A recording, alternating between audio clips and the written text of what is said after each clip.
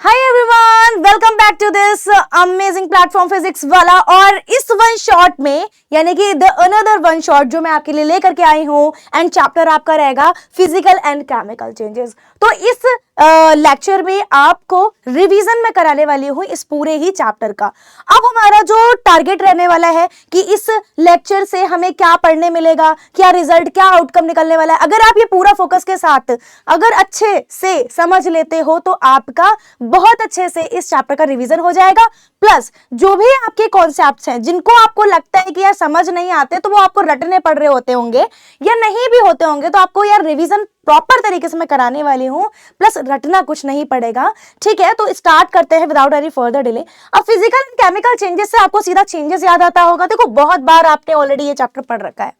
हम वो बातें नहीं करेंगे जिसमें मैं आपको वो बातें बता रही हूं जो आपने ऑलरेडी कई बार, 100 बार, 200 बार पढ़ रखी होंगी। मैं आपको वो बताऊंगी जो सच में जरूरी है, आपको सच में याद दिलाना जरूरी है। देखो, सबसे पहले चेंजेस की बात करते हैं। तो कभी भी अगर हम कभी भी साइंस में चेंजेस की बात करते हैं, अगर हम कभी भी केमिस्ट्री में स्पेशली चेंजेस की बात करते हैं, तो चेंजेस हमारे दो टाइप के हो जाते हैं जिनका नाम आपको फिजिकल एंड केमिकल चेंज पढ़ने मिलता है। आपके इस क्लास 7th में आप फिजिकल एंड केमिकल चेंज बच्चा लोग पढ़ते हो।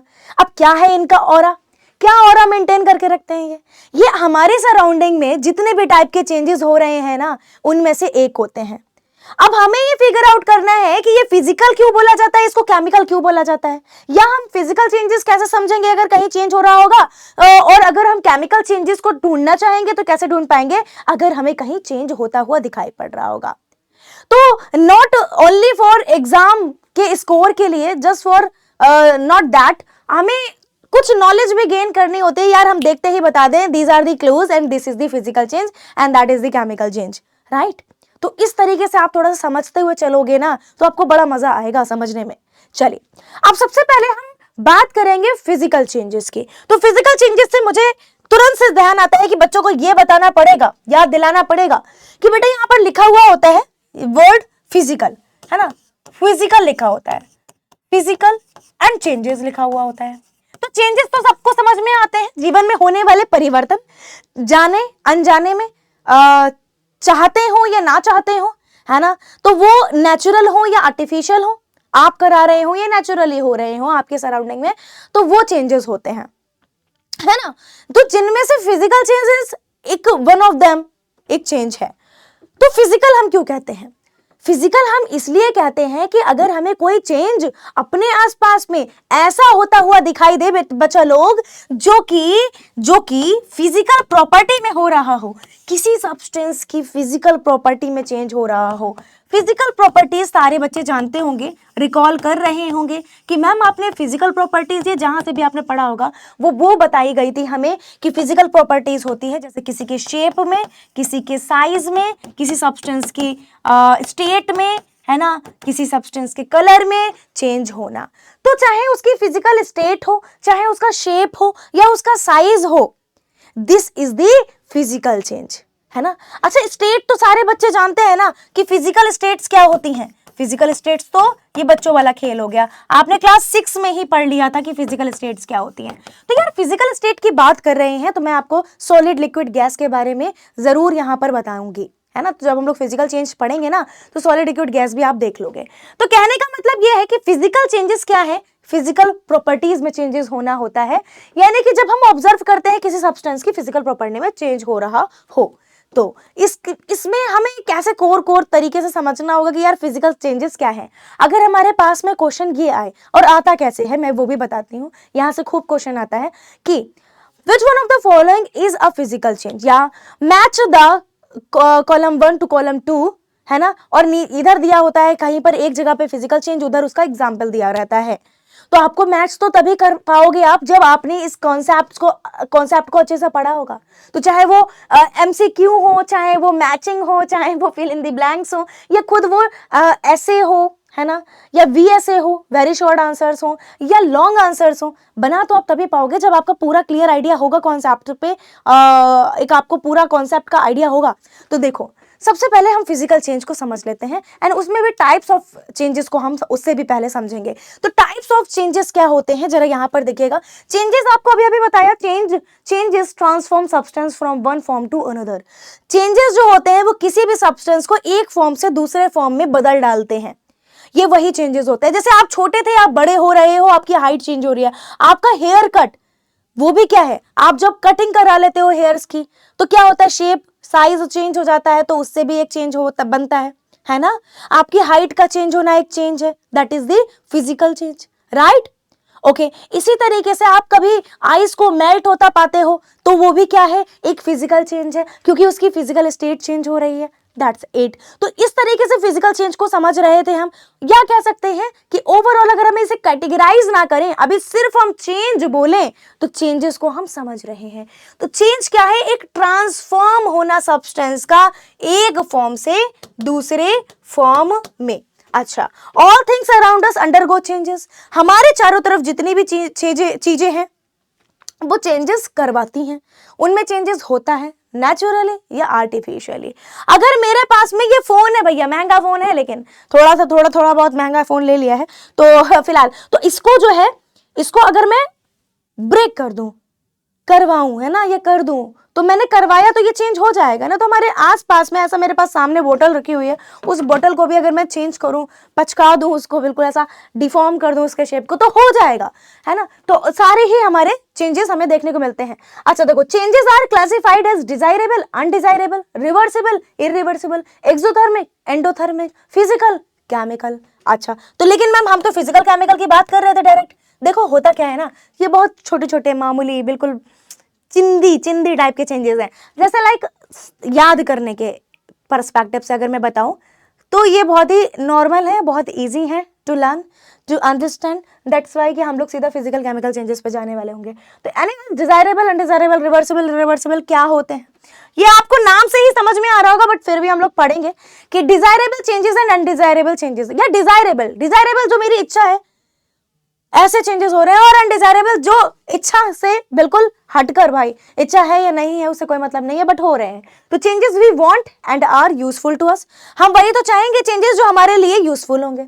Changes we do not want and are harmful for us, हम वो चेंजेस बिल्कुल नहीं चाहेंगे जो हमारे लिए हार्मफुल हो। जैसे एयर पॉल्यूशन, तो वो भी क्या है, एक तरीके से क्या है, एक अनडिजायरेबल चेंज है। तो एग्जाम्पल में अगर डिजायरेबल चेंज में बात करें तो राइपनिंग ऑफ फ्रूट्स, हम चाहते हैं कि भाई फल पके और पके हुए फलों को हम खाएं। जर्मिनेशन ऑफ सीड, जब सीड जर्मिनेट करेगा तो प्लांट बनेगा, प्लांट हमें तो फ्रूट्स देते हैं, फ्लावर देते हैं। कर्डलिंग ऑफ मिल्क, जो मिल्क है, मिल्क का दही में बनना, फिर उससे चीज बना लेना, है ना, वो भी क्या है भाई, दूध से दही बनना, पनीर बनाना, ये सब क्या है, चीज बना लेना, वो सब क्या है, ये सब ही चेंजेस हैं। और ये ऐसे चेंजेस हैं जिनको हम डिजायरेबल की कैटेगरी में डालते हैं। यार इस पर आते हैं, अब इधर देखो, यहां पर आता है रोटिंग ऑफ फ्रूट्स, फ्रूट्स का खराब हो जाना। अब क्या, खराब फ्रूट्स, हम कभी चाहेंगे कि फ्रूट्स खराब हो जाएं और हम खाएं उन फ्रूट्स को, ना।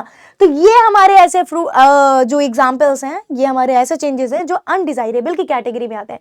कर्डिंग of milk meant for drinking, यार हम वो दूध जो है वो पीने वाले थे और वो जो है दही बन गया है, फट गया है, तो अब क्या होगा, वो मिल्क क्या पीने लायक रह गया, नहीं। Rusting of iron, rusting of iron भी क्या है, हम तो नहीं चाहते कि साइकिल पे, नई साइकिल पे जंग लग जाए, ऊपर छत पर जो रेलिंग है उस पर, लोहे की रेलिंग पे जंक लग जाए, नहीं चाहते ना, तो ये अनडिजायरेबल हो गया। चलो ठीक है, इसके बाद बात करते हैं रिवर्सिबल और इरिवर्सिबल। ये रिवर्सिबल वर्ड होता है इस तरीके का साइन के साथ में कि भाई एक चीज कुछ नई बनी, वापस से वो अपनी ओरिजिनल फॉर्म में आ गई। बताती हूं, एग्जाम्पल है, बलून को फुलाया, बलून वापस अपनी शेप में आ गया। तो ऐसी चीज जो चेंज तो हो रही है लेकिन वापस अपनी ओरिजिनल फॉर्म में आ जा रही है, तो वो रिवर्सिबल चेंज हो रहा है। इरिवर्सिबल, एक बार जो बन गया वो वापस अपनी ओरिजिनल फॉर्म में नहीं आ सकता। लकड़ी को जला दिया, राख बनेगी, राख बन गई तो लकड़ी नहीं बन पाएगी, तो वो इरिवर्सिबल चेंज में आ गया।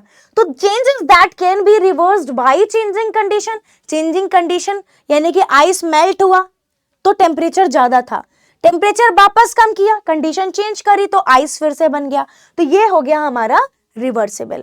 इसके बाद में irreversible changes, changes that can not be reverse, ये रिवर्स नहीं हो पाते। कैंडल को जला डालो, उसके बाद में क्या होगा, क्या कैंडल हमारी वापस से उतनी ही साइज में मिल जाएगी, हमें नहीं मिल पाएगी। बर्स्टिंग अ बलून, एक बार बलून फट गया तो फिर क्या होगा भाई, नहीं हो पाएगा, कुछ वापस आ नहीं पाएगा। कुकिंग ऑफ एन एग, या कोई भी मील या फिर कोई भी वेजिटेबल जब एक बार आप कुक कर देते हो, क्या अपनी रॉ फॉर्म में आ पाती है, नहीं मैम। तो ये हो गए हमारे रिवर्सिबल और इरिवर्सिबल चेंजेस। एग्जाम्पल्स याद कर लोगे तो आपको डेफिनेशन तो खुद बना लोगे ना। देखो बात सुनो, रटना नहीं होता है। जब आप एग्जाम्पल खुद बना, आपको एग्जाम्पल्स याद होंगे तो आपको पता है कि इस एग्जाम्पल को हम क्यों सेट कर रहे हैं यहां पर, क्यों ये हम रिवर्सिबल में डाल रहे हैं।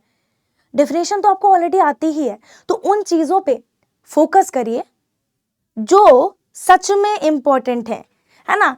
खुद को ये मत फील कराइए इजी इजी याद करके कि देखो हम कितने धुरंधर हैं। टफ वाले पोर्शन पे ध्यान दीजिए।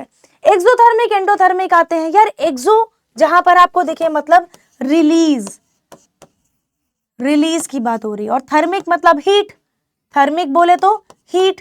तो जहां पर हीट रिलीज हो रही है, ऐसे चेंजेस जहां पर हीट रिलीज हो रही हो, कहां पर होती है, लकड़ी को जलाओगे हीट रिलीज होगी, कोयले को जलाओगे, कोल को जलाओगे तो इट विल गिव हीट।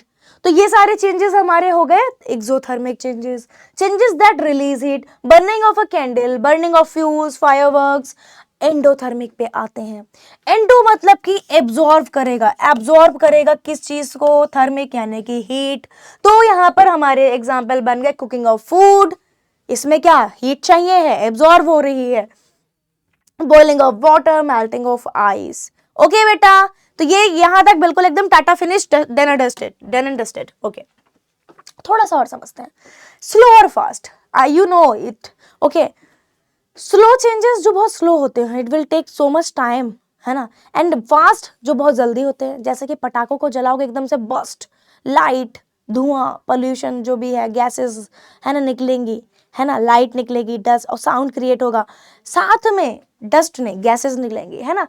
अगर हम स्लो चेंजेस को देखें तो जैसे कि छत पर कोई, टेरेस पर कोई आपने लोहे की चीज छोड़ दी है, लोहे के बना हुआ कोई आर्टिकल छोड़ दिया है, कुछ 6, 7, 8 महीने बाद धीरे धीरे जंक लगने लग जाएगी, उसमें रस्ट लगने लग जाएगी, रस्ट बनने लग जाएगी।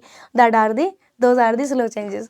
तो take a long time to occur, जैसे a child growing into an adult like you, and formation of fossil fuels, fossil fuels को बनने के लिए मिलियंस ऑफ ईयर्स लग जाते हैं। एंड रस्टिंग ऑफ आयरन बताया था।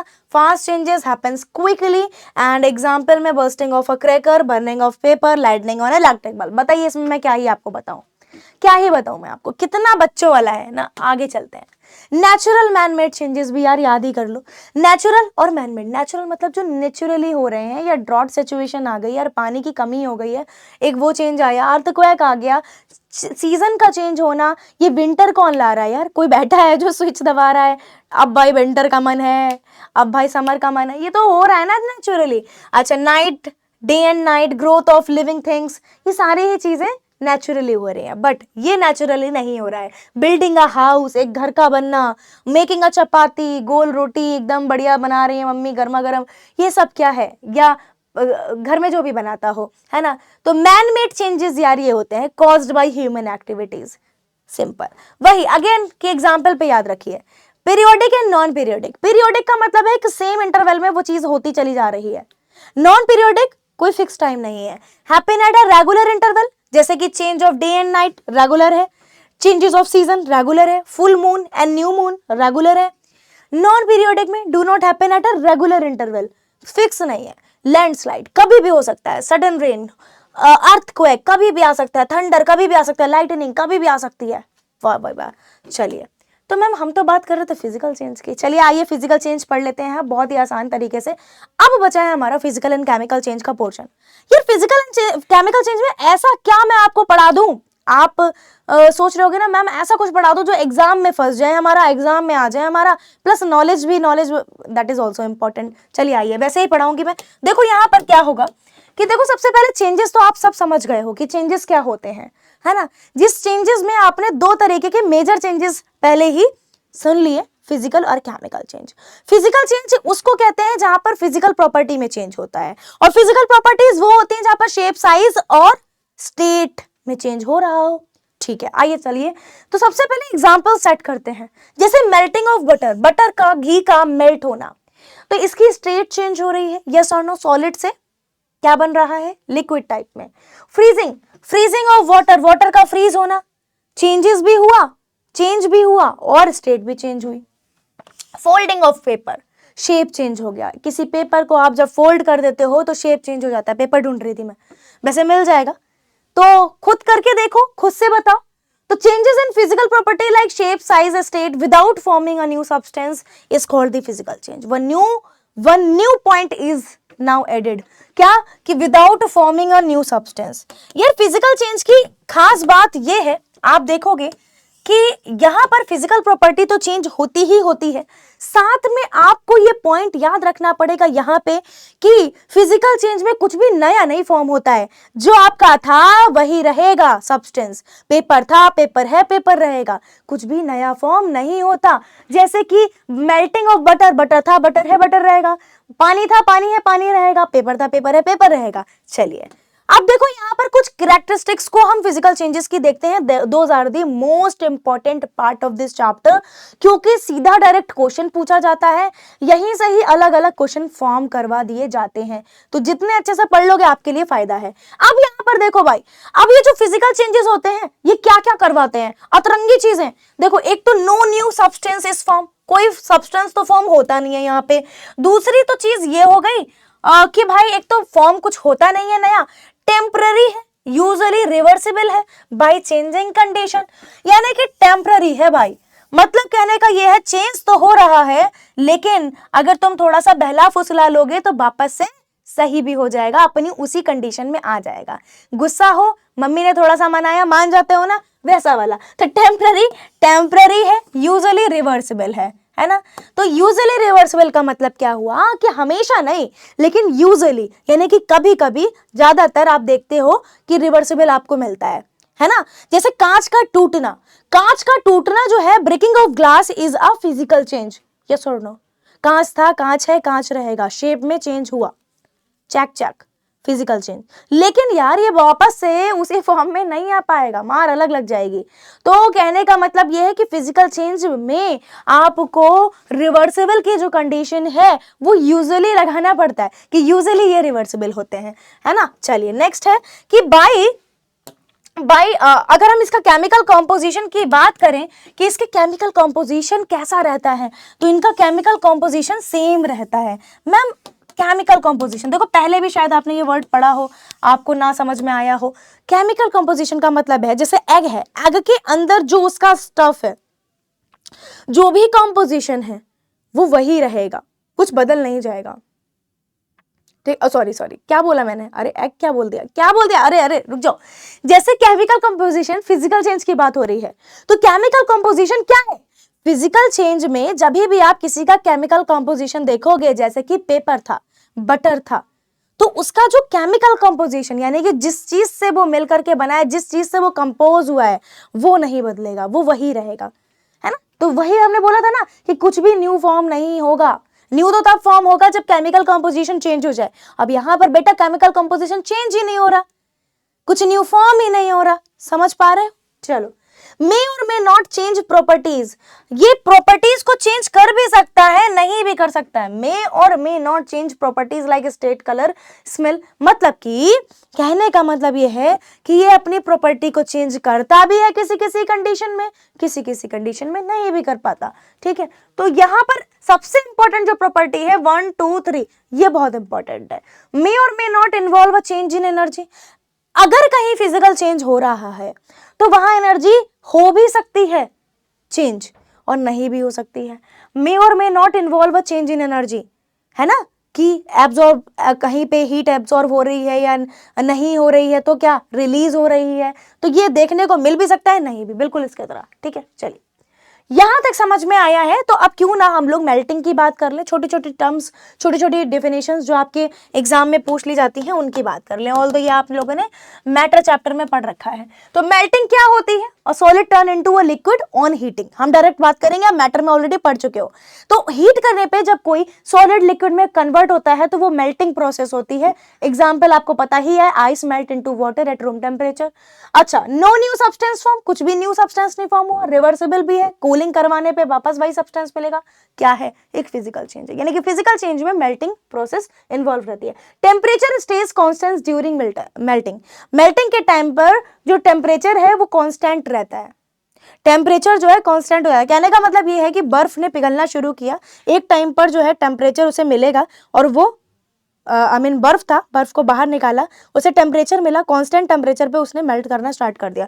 तो हम वही कह रहे हैं, temperature stage constant during melting. Melting के टाइम पर टेम्परेचर अपना कांस्टेंट रहता है। ठीक है, चलिए आगे देखते हैं। फ्रीजिंग, एक छोटी सी डेफिनेशन। फ्रीजिंग कुछ नहीं कि लिक्विड टर्न इनटू क्या है भाई? हाँ, फ्रीजिंग। फ्रीजिंग क्या है भाई? है ना, फ्रीजिंग है a liquid turns into solid after cooling, है ना, आफ्टर कूलिंग। जो सॉलिड है, जो लिक्विड है, वो टर्न हो जाता है सॉलिड में। बॉइलिंग क्या होती है? Liquid turn into vapour on heating at a constant temperature. Constant temperature से कंफ्यूज मत होना। एक स्पेसिफिक टेम्परेचर जहां पर बॉइलिंग होने लग जाती है। 100 डिग्री सेल्सियस बॉइलिंग पॉइंट होता है, आपको पता है। Evaporation, a liquid turn into vapour below it's boiling point by absorbing heat, है ना। तो ये इवेपोरेशन ऑलरेडी आप क्लास 6 से पढ़ते आ रहे हो, इतने से थे तब। Examples, boiling water evaporating to form clouds, ये सारी चीजें होती हैं, ठीक है, इवेपोरेशन के through. Okay, no new substance forms, कुछ भी नया नहीं फॉर्म होता, reversible by cooling again. Next है बॉइलिंग एंड इवेपोरेशन, ऑलरेडी पढ़ चुके हो। Liquid turn into a solid on cooling, है ना। कुछ गड़बड़ हुआ है क्या? Liquid turn into solid on cooling, ये तो फ्रीजिंग हो गया ना। अच्छा, थोड़ा ठीक है, यहाँ पर ठीक कर लेना, थोड़ा सा करेक्शन यहाँ पर मैंने लिख दिया है, ये फ्रीजिंग है। बॉइलिंग एंड इवेपोरेशन ऑलरेडी पीछे था हमारा, तो इसको थोड़ा ठीक कर लेना। मतलब ये वाला पॉइंट, ये वाली हेडिंग है बॉइलिंग एंड इवेपोरेशन, है ना, और वो वाली हेडिंग है फ्रीजिंग।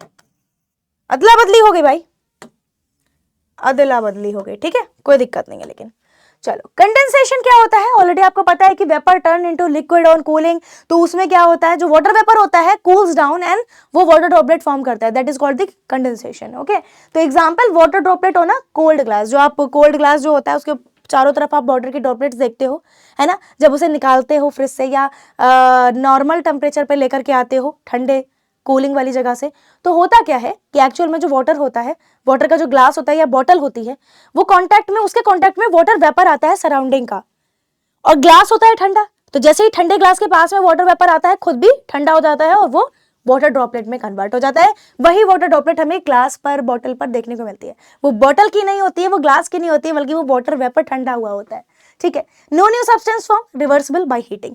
अलग अलग सिचुएशन को देखकर, जैसे कंडेंसेशन है, फ्रीजिंग है, बॉइलिंग है, इवेपोरेशन, इसको देख करके हम चेक कर रहे हैं भाई कि सभी में सेम चीज बन रही है ना, फिजिकल चेंज वाली कंडीशन, तो यस बन रही है।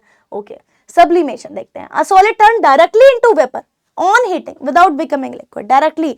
जैसे कपूर है, नैप्थलीन है, यानी कि कैम्फर है, नैप्थलीन है, ये सब क्या होता है, डायरेक्टली एटमॉस्फेयर में क्या करते हैं, गैसेस स्टेट में डिसअपियर हो जाते हैं, है ना, without forming into a liquid state. Okay, so naphthalene balls, iodine crystals, ये भी क्या है, iodine crystal is also an example of the sublimation.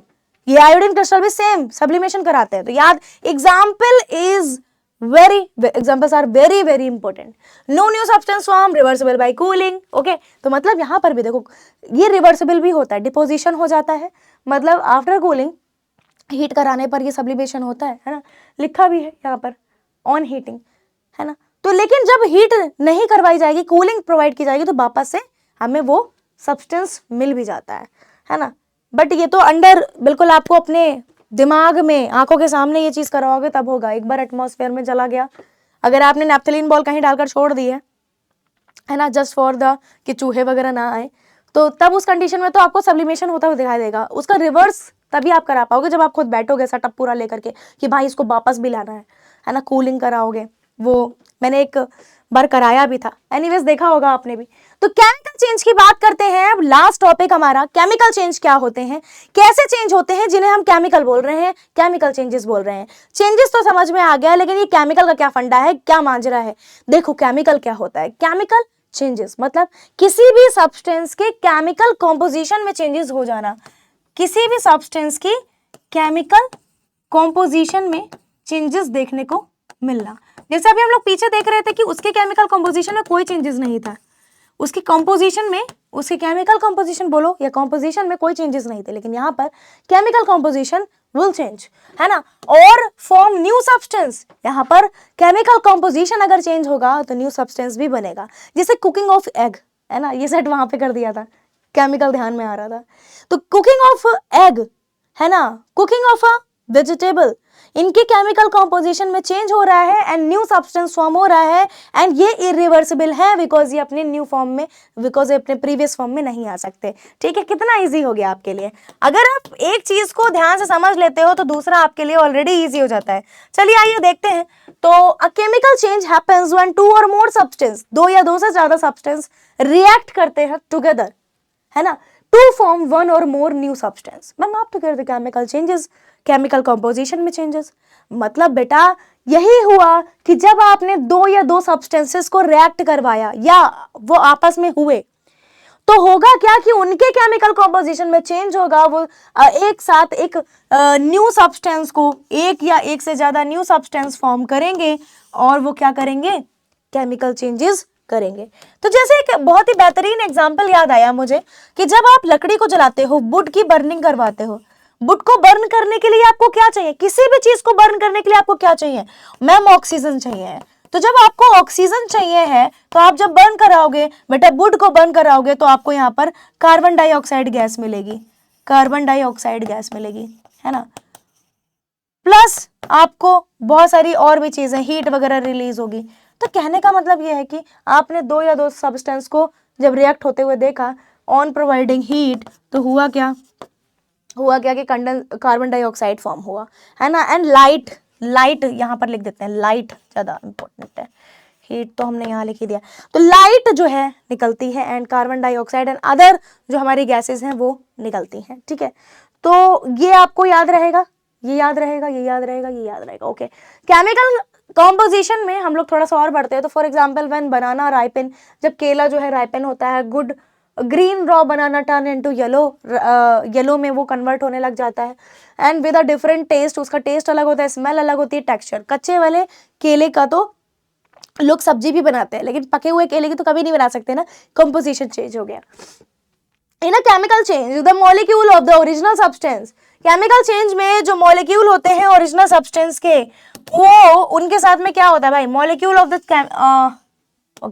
Molecule of the original substance break apart, वो टूटते हैं, आपस में जुड़े हुए होते हैं एक बॉन्ड से, वो बॉन्ड ब्रेक होता है एंड देयर एटम्स रीअरेंज, उनके एटम्स रीअरेंज होते हैं, new molecules of new substance बनाते हैं। मॉलिक्यूल, एटम, ये सब आप क्लास 6 से पढ़ते आ रहे हो, है ना। तो एटम जब मिलते हैं तो मॉलिक्यूल बनाते हैं।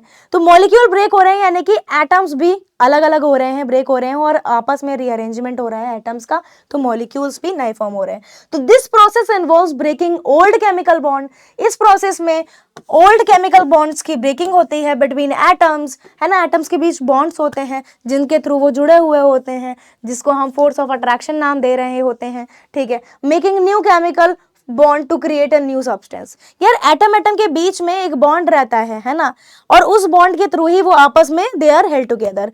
और हम छोटे क्लासेस में पढ़ते थे कि उनके बीच में एक फोर्स ऑफ अट्रैक्शन काम होता है, दिस इज वही फोर्स ऑफ अट्रैक्शन, है ना। वो बॉन्ड जो है, बॉन्ड की वजह से ही क्या हो रहा है, ये कह लो कि फोर्स ऑफ अट्रैक्शन जो हम नाम देते हैं वो एक्चुअल में क्या है, दो एटम्स या तीन एटम्स या आपस में एटम्स के बीच में जो एक बॉन्ड होता है वो ही होता है। आगे बढ़ोगे, ठीक है। अच्छा, characteristic of a chemical change, very important part. तो परमानेंट एंड इरिवर्सिबल चेंजेस, यानी कि परमानेंट होते हैं और इरिवर्सिबल होते हैं। एक बार जो हो गया वो हो गया, एक बार जो हो गया वो हो गया, और इरिवर्सिबल वापस वो नहीं आएंगे उस फॉर्म में। फॉर्म्स वन और मोर न्यू सब्सटेंस, यानी कि यहाँ पर न्यू सब्सटेंस फॉर्म होते हैं। Changes the net energy of the system, ये पूरे ही एनर्जी की नेट एनर्जी जो है वो चेंज करते हैं। कैसे केमिकल कंपोजिशन चेंज होता है, आपस में दो सब्सटेंस रिएक्ट करते हैं, कुछ न्यू फॉर्म होता है, तो चेंजेस इन एनर्जी आपको देखने को यहाँ पर मिलता है, ठीक है। Composition and properties of new substance differ from the original, तो यहाँ पर जो केमिकल कंपोजिशन होता है, properties of new substance differ from the original, original वाले से केमिकल कंपोजिशन या उसकी जो प्रॉपर्टीज होती हैं बिल्कुल चेंज होती हैं। जैसे कि आप ये रिएक्शन आपने देखी होगी कि क्या होता है कि जो हमारा कार्बन डाइऑक्साइड होता है, बेकिंग, आपने विनेगर तो पढ़ा ही होगा ना, विनेगर जो होता है, विनेगर के साथ में अगर आप बेकिंग सोडा ले लेते हैं, तो बेकिंग सोडा लेने पर आपके घरों में भी मिलती हैं दोनों चीजें, करके देख सकते हो, है ना, तो कार्बन डाइऑक्साइड गैस रिलीज होती है और अदर सब्सटेंस भी फॉर्म होता है। लेकिन मेरा कहने का मतलब ये है कि बेटा ये जो कार्बन डाइऑक्साइड है वो क्या विनेगर या बेकिंग सोडा की प्रॉपर्टी से मिलता है? नहीं, बिल्कुल डिफरेंट फॉर्म होता है ना। ऐसे ही रस्टिंग में भी होता है।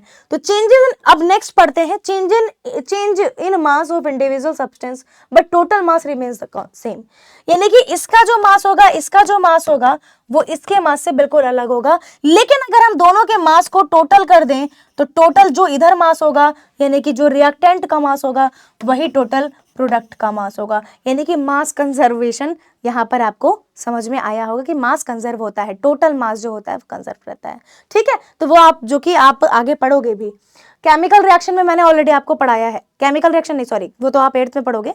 आपको कहाँ पढ़ने मिलेगा, मिल जाएगा, मैटर चैप्टर में आई थिंक मिलेगा, ठीक है। चलिए, नहीं तो 8th में तो मिल ही जाएगा। Nature care, chemical changes like pollution, deforestation. Pollution क्या होता है यार? पॉल्यूटेंट जब एयर में, वाटर में ऐड हो जाते हैं।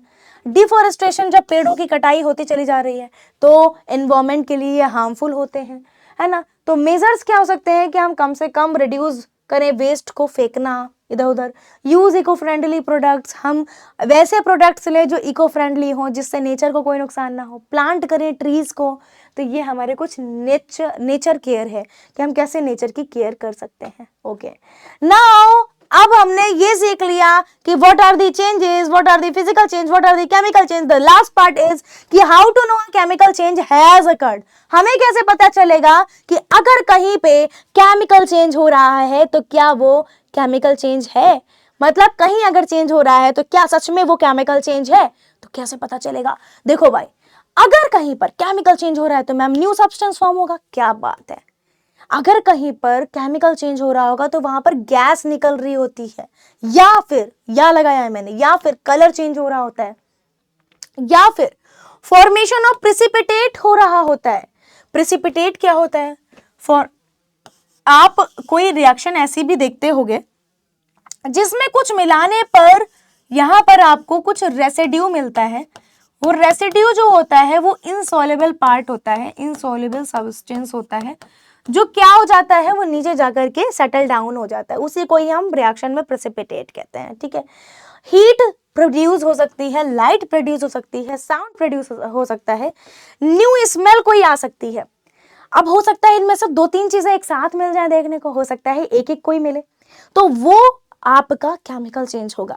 And change in mass of individual substance, एक इंडिविजुअल सब्सटेंस के मास में भी चेंजेस देखने को मिलते हैं। कहाँ कार्बन डाइऑक्साइड गैस, कहाँ विनेगर और वो, है ना, और अदर सब्सटेंस भी जो बनता है उसका भी मास जो है डिफर होता है। लेकिन ये टोटल मास कंजर्व होता है, यानी कि टोटल जो रिएक्टेंट का मास होता है जो पार्टिसिपेट कर रहे थे रिएक्शन में, और जो कुछ बना जिसको हमने प्रोडक्ट का, उसके दोनों के टोटल मास को अगर हम ऐड करें, यानी कि इधर टोटल मास तो दोनों का सेम आएगा, ठीक है। तो ये कुछ जरूरी चीजें होती हैं जो आपको याद रखनी होती हैं। अब हम बात कर लेते हैं रस्टिंग की। What is rusting? रस्टिंग जो हम लोग बार बार बोल रहे थे, rusting is a chemical change, rusting is a chemical change, burning is also a chemical change, है ना। तो burning of would is also a chemical change, burning of paper is also a chemical change. But what is rusting? Rusting is जब आप देखते हो कि कुछ इस तरीके की जंग टाइप की लग जाती है, this is called the rusting process. इसमें होता क्या है कि ये जो पार्ट आपको दिखाई पड़ रहा है इसी को ही हम रस्ट कहते हैं। क्या कहते हैं? रस्ट कहते हैं। एक्चुअल में ये होता क्या है? हाइड्रेटेड, यहाँ पर लिखा भी है तो मैं यहीं पर ही लाइन कर देती हूँ, हाइड्रेटेड आयरन ऑक्साइड होता है, ठीक है। हाइड्रेटेड क्यों? क्योंकि यहाँ पर वाटर के मॉलिक्यूल भी रहते हैं। रिएक्शन क्या रहती है कि जो आपका आयरन है Fe से जिसको डिनोट करते हैं, अब तो आपको सबके सिंबल मालूम होंगे, ठीक है। तो O2 प्लस H2O भी यहाँ पर रहता है, यानी कि आयरन के कांटेक्ट में जब मॉइस्चर आता है, एयर और वाटर का कॉम्बिनेशन, तो यहाँ पर Fe2O3 फॉर्म होता है, डॉट H2O। अगर हम यहाँ पर H2O के मॉलिक्यूल को इस तरीके से शो करें, ठीक है। X का मतलब है कुछ मॉलिक्यूल ऑफ जो H2O है वो वहां पर होगा, ठीक है। तो इस तरीके से चीज फॉर्म होती है, ठीक है। और हमारा जो आयरन फॉर्म होता है, ब्राउनी फ्लैकी लेयर होती है, हाइड्रेटेड आयरन ऑक्साइड कहते हैं उसको। इन मॉइस्ट एयर ये काम होता है, रिक्वायर ऑक्सीजन, इसमें ऑक्सीजन और वाटर की रिक्वायरमेंट होती है तभी ये हो पाएगा, यानी कि अगर आपको रस्टिंग से बचाना है तो एयर और वाटर का कॉन्टैक्ट हटवा दो, ठीक है। केमिकल चेंज है as a new substance form, क्योंकि न्यू सब्सटेंस फॉर्म हो रहा है Fe2O3। दिस इज द अगर हम Fe2O3 को सिर्फ देखें तो दिस इज द रस्ट, ठीक है। चलो, तो ये समझ में आया। अच्छा, इसके अलावा बर्निंग क्या होता है? Substance combines with oxygen in air, air में ही ऑक्सीजन होती है to form a new substance, तो हीट और लाइट प्रोड्यूस होती है, न्यू सब्सटेंस फॉर्म होता है, दैट इज द बर्निंग। और बर्निंग क्या है? Burning charcoal, burning charcoal leaves ash, leaves ash मतलब बर्निंग जब चारकोल की करोगे तो ऐश आपको मिलता है। वुड हो गया, पेपर हो गया, इन सभी की बर्निंग पर आपको न्यू डिफरेंट सब्सटेंस मिलता है, तो ये इरिवर्सिबल है, can not be revert to the original form. तो ये केमिकल चेंज का एग्जाम्पल हो गया। जैसे उस दिन नहीं, अभी थोड़ी देर पहले हम लोग मेल्टिंग एवापोरेशन देख रहे थे ना, वैसे ही हम इसको भी समझ रहे हैं। ऐसे ही डाइजेशन बेटा होता है, that is also a chemical change. Food का ब्रेकडाउन होता है, आपने ऑलरेडी क्लास 6 में पढ़ रखा है रेस्पिरेटरी सिस्टम में, सॉरी डाइजेस्टिव सिस्टम में। तो food breaks into small molecules form for absorption के लिए वो ब्रेकडाउन उनका होता है डाइजेशन के टाइम पे। तो जो आपने खाया था, चपाती आपने खाई थी, क्या वो रह जाती है? नहीं, बिल्कुल डिफरेंट सब्सटेंस फॉर्म होता है, कंपोजिशन चेंज हो जाता है, ठीक है। चलिए, डिजायरेबल, इरिवर्सिबल और एंडोथर्मिक, ठीक है। डिजायरेबल होता है, इरिवर्सिबल होता है, केमिकल चेंज होता है, और एंडोथर्मिक भी होता है, क्योंकि यहाँ पर हीट जो है वो चाहिए होती है ब्रेकडाउन के लिए, ओके। एनर्जी चाहिए होती है, एनर्जी, ओके बेटा, ये समझ में आया।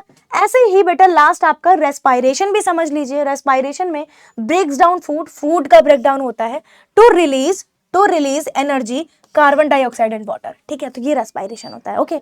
सो this is all about of chemical changes. हाँ, फिजिकल चेंजेस भी आपने देख लिया। एक पुके क्वेश्चन जरूर लगा लेना, ये आपके लिए है, which of the following describe sublimation. तो ये आप लगाओगे, कमेंट में मुझे बताओगे इसका आंसर क्या होगा। एंड जो आपका पार्ट रहता है जहां से सबसे ज्यादा आपसे पूछा जाता है, वो मैंने आपको बताया कि बेटा सबसे ज्यादा अगर आपको कहीं से पूछा जाएगा तो that is the physical and chemical change mainly, and examples आप सबके याद रख लीजिएगा। ऑल द बेस्ट, मिलते हैं नेक्स्ट वन शॉट में, मिलते हैं, okay, bye bye, see you.